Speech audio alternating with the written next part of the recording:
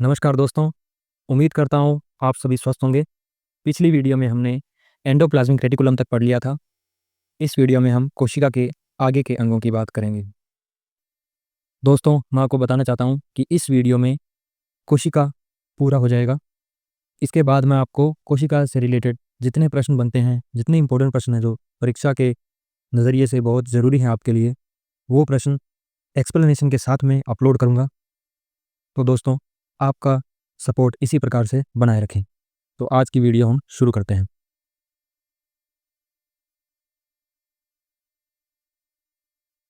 आज अपने पढ़ेंगे सबसे पहले वैक्यूल्स या रिक्तिकाओं के बारे में।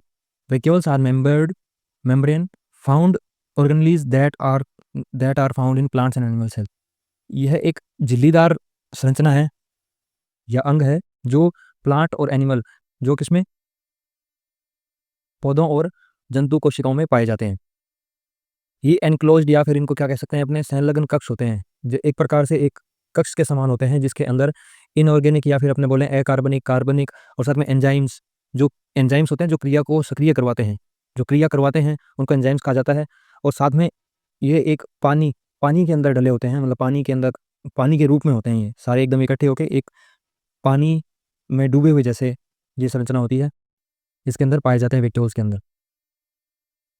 वैक्यूल्स का कार्य क्या क्या होता है? सबसे पहले होता है वेस्ट मैनेजमेंट या फिर कचरे का प्रबंधन करना।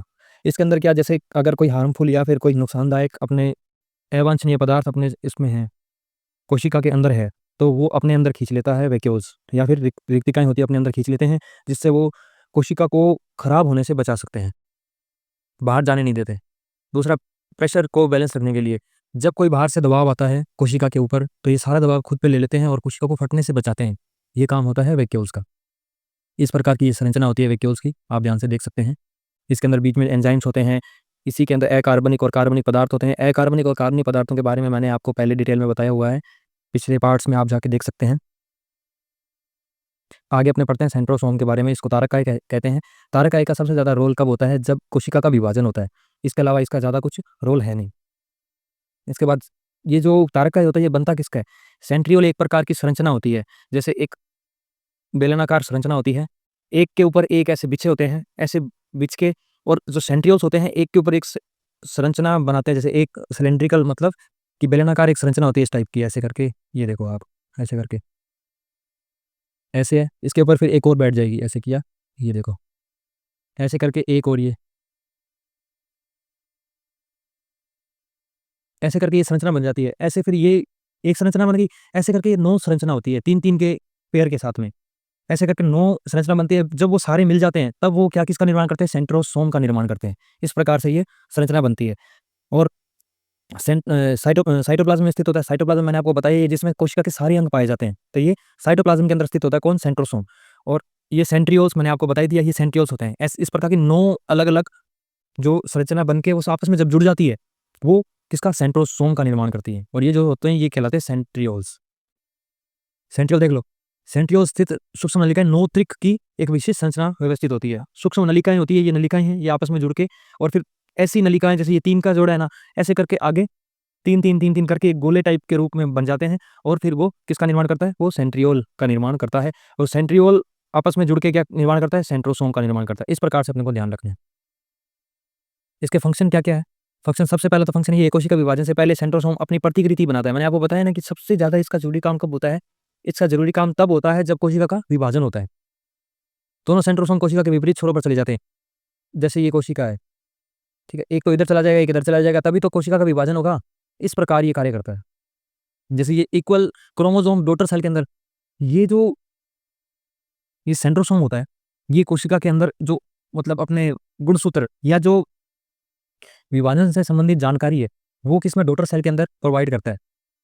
तो इसका कारण क्या होता है? ये कोशिका विभाजित हो जाती है। डॉटर सेल क्या होती है? जब कोशिका के विभाजन के बाद में जो प्रतिकृति बनती है, और जब अलग-अलग सेल बंट जाते हैं, तो ये तब ये सेंट्रोसोम इस प्रकार से ये कार्य करता है।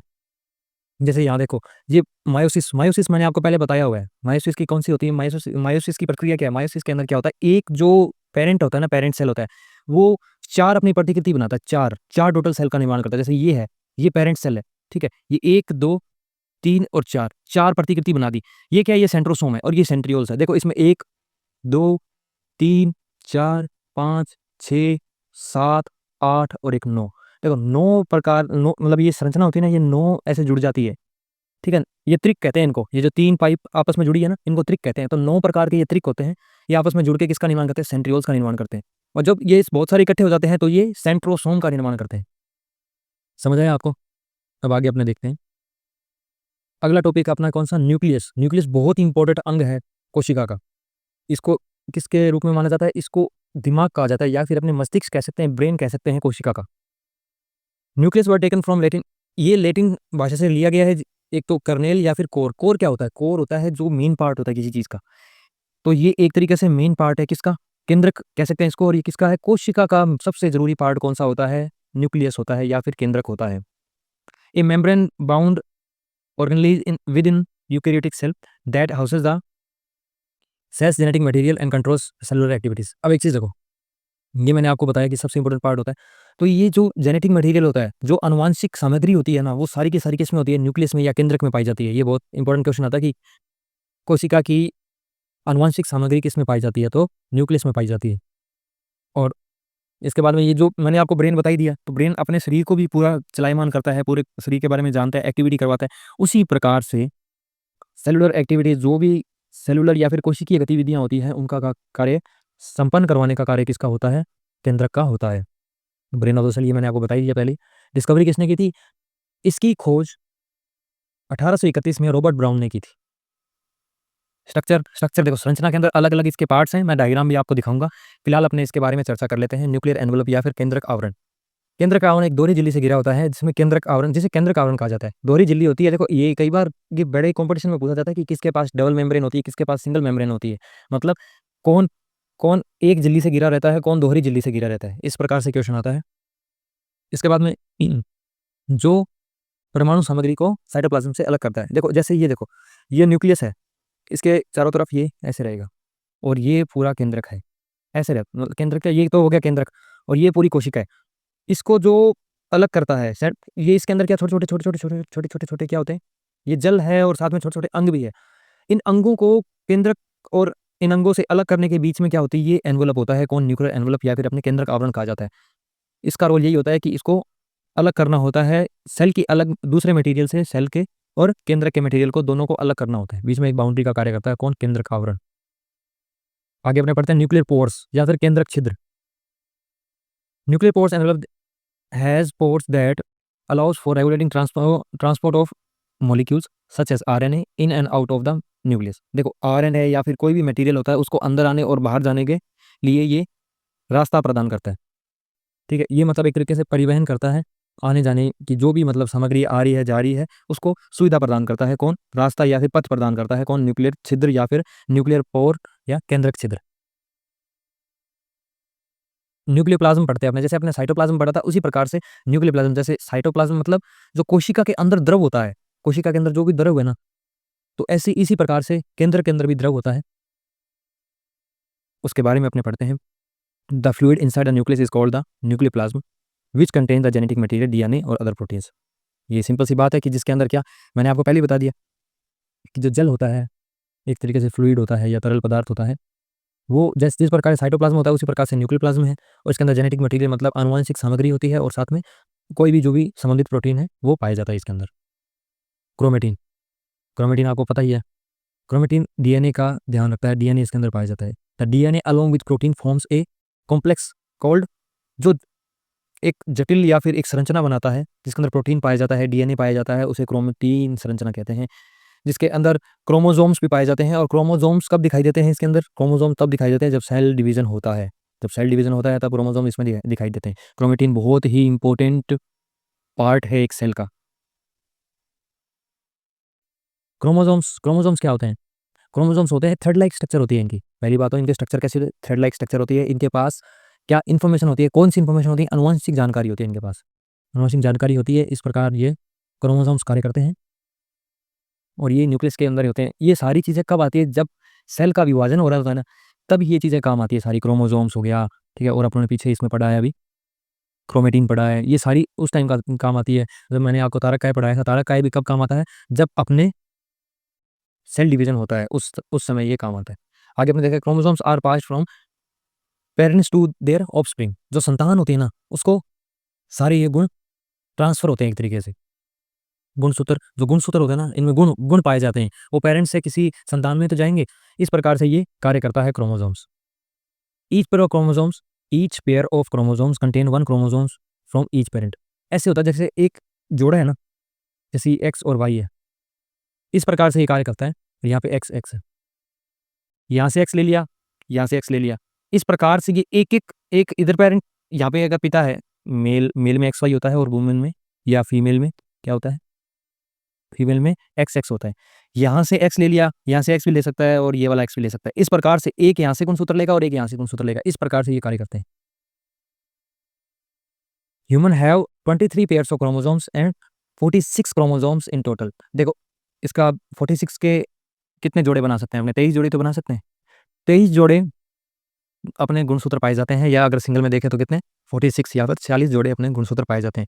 X Y chromosomes are called sex chromosomes. लिंग गुणसूत्र किन्हें कहा जाता है, एक्स और वाई को लिंग गुणसूत्र कहा जाता है। Chromosomes are not visible in cell nucleus when the cell is not dividing. मैंने आपको पहले बताया था कि क्रोमोसोम्स कब दिखाई देते हैं, जब सेल का विभाजन होता है। उसी प्रकार से जब सेल विभाजित नहीं होगा तो क्रोमोसोम्स अपने को दिखाई नहीं देंगे। अब न्यूक्लियोलस के बारे में पढ़ते हैं अपने, क्या होता है। The cell nucleolus is a structure within the nucleus that is involve in ribosomes production.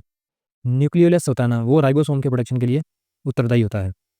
जब देखो इसमें आपने देखते हैं न्यूक्लियस के भीतर एक संरचना है जो राइबोसोम उत्पादन में शामिल होते हैं। राइबोसोम का जब उत्पादन किया जाता है तो इसकी भूमिका सबसे ज़्यादा जरूरी होती है। फंक्शन ऑफ न्यूक्लियस, अब केंद्र के बारे में अपने पढ़ लिया, केंद्र के पार्ट्स पढ़ लिए कि केंद्र में कौन से अंग पाए जाते हैं, ये सब चीज़ पढ़ ली। अब अपने केंद्र के कार्य पढ़ेंगे। स्टोरिंग जेनेटिक इन्फॉर्मेशन, सबसे पहली बात तो यही है कि जो भी आनुवंशिक जानकारी होती है, आनुवंशिक सामग्री होती है, उसका क्या संग्रहण का कार्य कौन करता है, संग्रहण का कार्य करता है केंद्रक। ठीक है, देख लो संग्रहण या जितना भी खाका तैयार होता है, जो भी ब्लूप्रिंट वगैरह तैयार होता है, और सारा का सारा किसके द्वारा तैयार किया जाता है, केंद्र के द्वारा तैयार किया जाता है। डीएनए रेप्लिकेशन एंड ट्रांसक्रिप्शन, इसके बारे में भी अपने पढ़ेंगे, रेप्लिकेशन क्या होता है, ट्रांसक्रिप्शन क्या होता है। तो the nucleus is the site for DNA replication या फिर ट्रांसक्रिप्शन, ये दोनों का कार्य कौन करता है, ये न्यूक्लियस करता है। DNA replicates means making copy of the DNA. Replication का मतलब ये होता है कि एक जैसे ये कोई भी चीज़ है, जैसे ये एक्स है तो इसकी कॉपी ये किसने बना दी, ये सेम टू सेम ऐसा बना दिया ना कॉपी एक्स।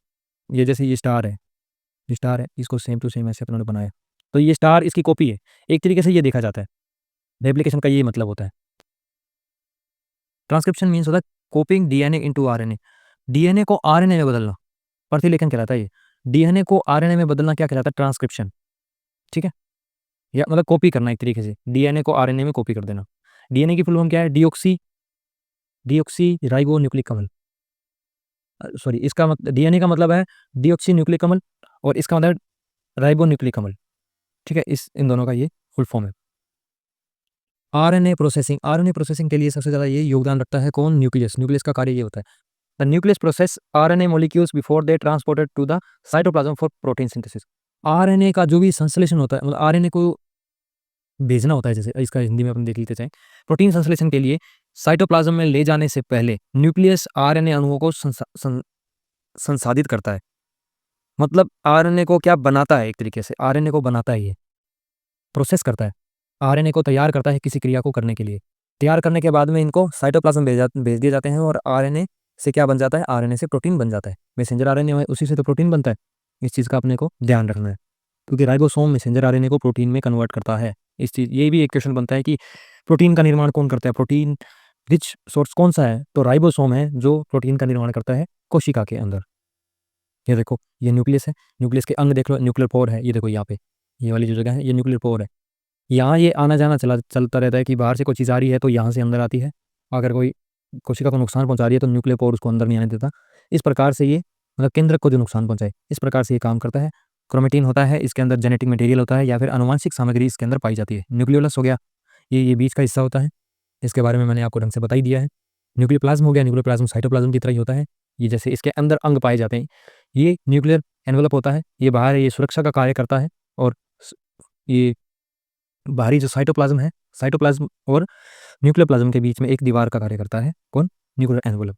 तो दोस्तों अपनों ने पूरी सेल के बारे में मैंने बहुत डिटेल में एकदम अच्छे तरीके से आपको समझा दिया है। आपको कोई भी डाउट होता है आप कमेंट सेक्शन में कमेंट करके मुझसे पूछ सकते हैं, आपको पूरी हेल्प की जाएगी।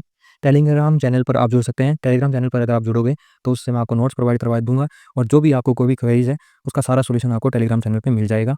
हर चीज़ जितना पॉसिबल हो सके मैं उतनी चीज़ आपको प्रोवाइड कर रहा हूँ और कमेंट करना ना भूलें। कमेंट करोगे तो उससे मुझे ये चीज़ें पता लग जाएगी कि आपको और क्या-क्या चीज़ चाहिए। बाकी क्वेश्चन प्रैक्टिस मैं करवाऊँगा फुल डिटेल में एकदम, जिसने किसी ने नहीं करवाया होगा उससे भी, मतलब जो चीज़ किसी ने नहीं करवाई वो आपको इस चैनल पे मिलेगी। ये पूरा का पूरा चैनल है ना आपके लिए ही है, पूरा का पूरा। मैं ये चाहता हूँ कि फिज़िकल एजुकेशन को अपने बहुत आगे बढ़ाएँ, इसलिए मैंने ये चैनल खोला है। तो दोस्तों मुझे सपोर्ट करें और जो भी आपको डाउट है वो मुझे बताएँ, मैं आपको पूरा डाउट सॉल्व करूँगा। बहुत-बहुत धन्यवाद। मिलते हैं अगली वीडियो में। जय हिंद।